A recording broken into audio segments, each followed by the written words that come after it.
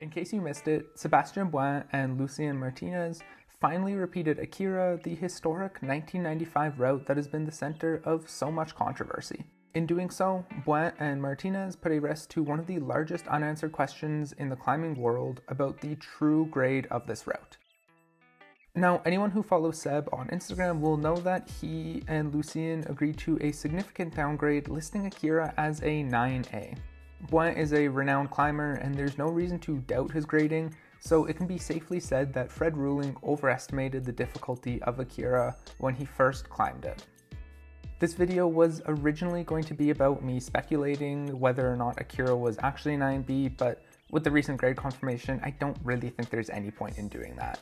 Instead, I want to touch a little bit on why I think Ruhling may have graded Akira the way he did, before moving on from the controversy to focus on something that I think gets overlooked a lot: the historic, underappreciated, and mind-boggling strength of Fred Ruhling. So, as we've already said, the route of Akira has now been repeated and downgraded to a 9A. I would be lying if I said I wasn't surprised and also a little disappointed by this. I've always really liked the story of Fred Ruhling, and based on the research I'd done, I thought Akira would at least hold up as a 9A+. While I'm definitely not going to challenge the grading, I do want to defend Ruhling a little bit because I think there might be some people who take this as an opportunity to bring up all the old accusations about him being a serial overgrader. Obviously, Ruhling missed the mark with Akira, but I don't think he did so intentionally, keeping in mind that most of what I know about his personality comes from reading articles about him. And if I had to guess, I would say that his grading of Akira mostly came down to three things: tunnel vision, lack of experience, and equipment. Anyone who's ever spent a significant amount of time on a project knows that it can mess with your perception of how difficult the route is. When you fall on the same move over and over again, it can start to feel impossible and form sort of a mental block. This can ruin your ability to accurately judge the difficulty of the route, especially when you spend months working on it. When you add in the lack of crash pads that Ruhling had to cushion any falls, and the poor quality of the rock making it a somewhat scary climb, it's not hard to see how Akira would start to feel more difficult than it maybe was. The other thing is that Fred just didn't have that much experience on other difficult routes. Even within the grades of climbing, there can be a wide range of difficulties, and Ruhling might just not have done enough 9As to really get a good idea of what the grade was. Finally, I think it's important to mention the differences in technology. Seb and Lucien did the route without knee pads, which I think was a really cool thing of them to do to recreate the conditions that Ruhling would have climbed it under.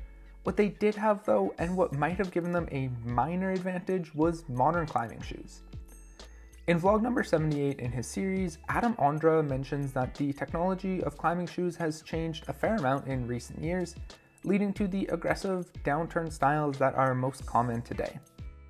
These new style shoes are particularly useful for getting purchased on overhangs, and they also help with moves like toe hooks and heel hooks.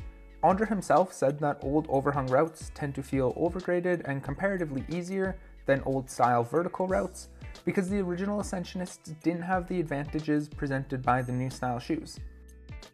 Now, I have no doubt that Seb is also aware of this, and he could have taken it into account when grading Akira.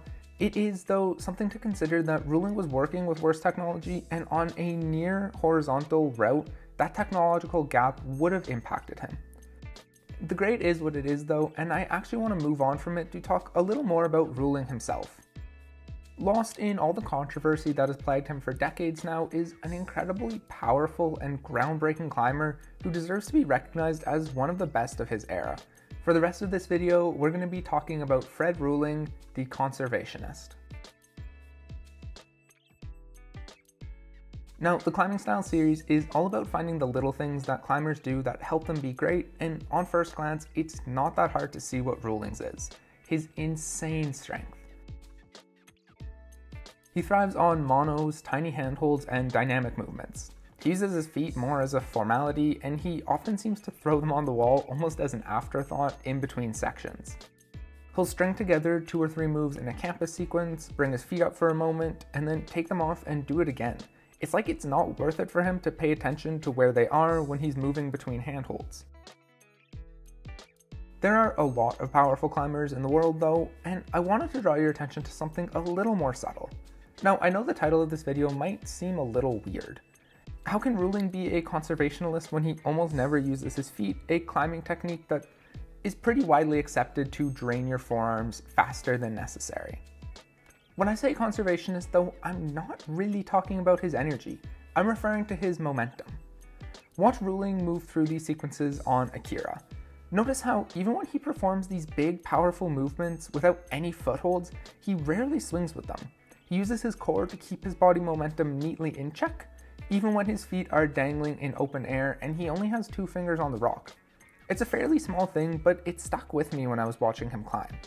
You see him do the same thing here when he cuts loose on Hugh. There's a quick swing and then he's back under control. Also, this is a little aside, but I just need to highlight this next sequence because it's absolutely gorgeous. The figure 9 move into the heel hook cross through, guys, it's so nice. Finally, here's one more example where Ruling cuts loose, controls the momentum, and immediately transitions into his next foothold. You can compare this to some other famous dynamic climbers.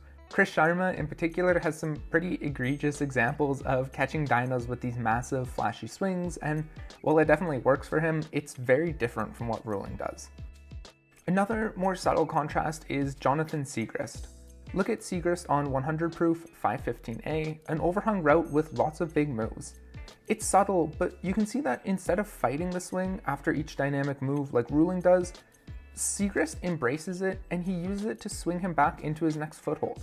By linking several of these mini swings together, his climbing develops a really nice rhythm and flow to it.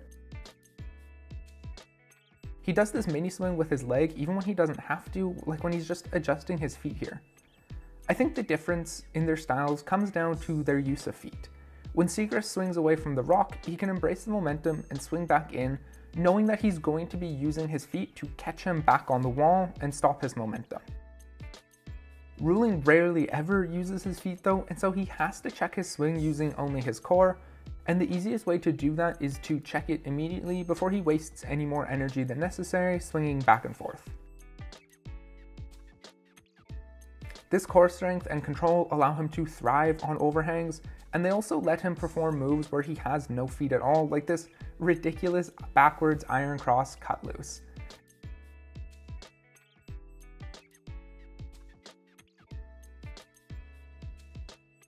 If I'm not mistaken, this move was the inspiration for this particular scene in Mission Impossible 2, and it's one of the coolest climbing sequences that I've ever seen.